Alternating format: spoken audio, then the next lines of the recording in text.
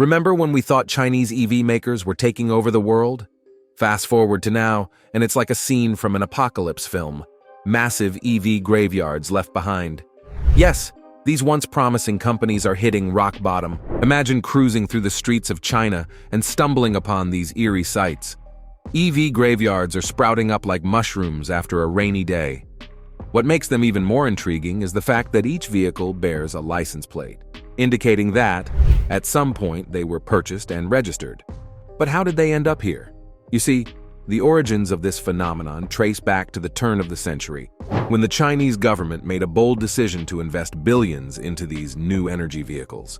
With such hefty investments pouring in, a wave of startups emerged in the budding EV market. By the end of the first decade of the 21st century, the number of EV makers in China skyrocketed to a staggering 500. Yes, can you believe that? 500 EV manufacturing companies. However, with fierce competition, limited capital, and stringent government regulations, many of these startups found themselves struggling to stay afloat. One of the key conditions imposed by the government for receiving subsidies was the requirement to sell vehicles in significant volumes. For cash-strapped startups with limited resources and market reach, meeting this quota proved to be a battle. Faced with the looming threat of bankruptcy, some resorted to desperate measures to secure subsidies, including selling vehicles to car-sharing companies who had no intention of using them for their intended purpose. And thus, the stage was set for the rise of the EV graveyards. Now, some argue that the presence of older, first-generation electric vehicles in these graveyards is a natural consequence of technological evolution. Anyways, 90% of those 500 dreamers are now just dust in the wind. Yep, you heard it right. They're practically non-existent. But here's the thing. Even China's mammoth economy couldn't support this massive flock. If these companies didn't start selling EVs, they couldn't keep the lights on. And when it was time to crank out those vehicles in bulk, they hit a roadblock: money. Then, like a thunderbolt from the blue, COVID-19 struck, followed by an economic tsunami. Reports claim only about 100 companies officially remain, but experts smell something fishy. They suspect the number's even lower. And here's the rub.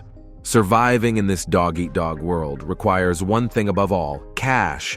And where does the cash come from? Sales guys. But alas, most of these hopefuls barely managed to sell enough to keep the lights flickering. And investors? They turned a blind eye as soon as they sensed something was wrong. So, who's left standing in this EV battleground? Well, it's a game of survival of the fittest. Only about 50 of those 500 are still hanging on by a thread. In just the last few months, 5 Chinese companies threw in the towel. And these weren't just any companies. Some were seen as stars of tomorrow. Now, surprisingly, it wasn't just the plucky startups feeling the squeeze. Even the big players found themselves in choppy waters.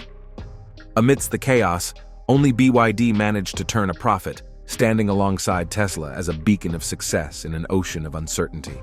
Anyways, for every success story, there were countless others facing an uphill battle. And the troubles weren't limited to newcomers. Even established Chinese auto giants felt the sting of defeat as they grappled with the harsh realities of the EV market. But is it just the investors and lack of cash inflow that caused all of this? Well, the first answer lies in the ruthless nature of the industry and the unique challenges it presents. In a market saturated with options, standing out from the crowd is no easy feat. High-volume sales are crucial for turning a profit, yet many companies find themselves unable to meet the mark. Despite generous government incentives and low labor costs, profitability remained elusive for all but a select few. And with COVID-19 wreaking havoc on the global economy, the situation only grew more dire. Amidst the chaos, there were glimmers of hope. Companies like Geely and MG, with their established presence in international markets, weathered the storm better than most, offering a lifeline for those struggling to stay afloat. Yet even they were not immune to the challenges of the domestic market. You see, China may be vast, but its consumer base is anything but homogeneous. With most households unable to afford pricey EVs, companies were forced to pivot towards budget-friendly options. But still, with slim profit margins and fierce competition making success all the more elusive. In the end, it became clear that survival in the Chinese EV market was no small feat. So this is the current state of the Chinese EV market, and if those little companies want to come up to the surface, they'll need to devise some new techniques to grab the market. What do you guys think? Do drop your thoughts in the comments section below, and we'll meet again in the next episode. Subscribe to our channel to stay in touch with the latest tech updates, and we'll meet again. Until then, see ya.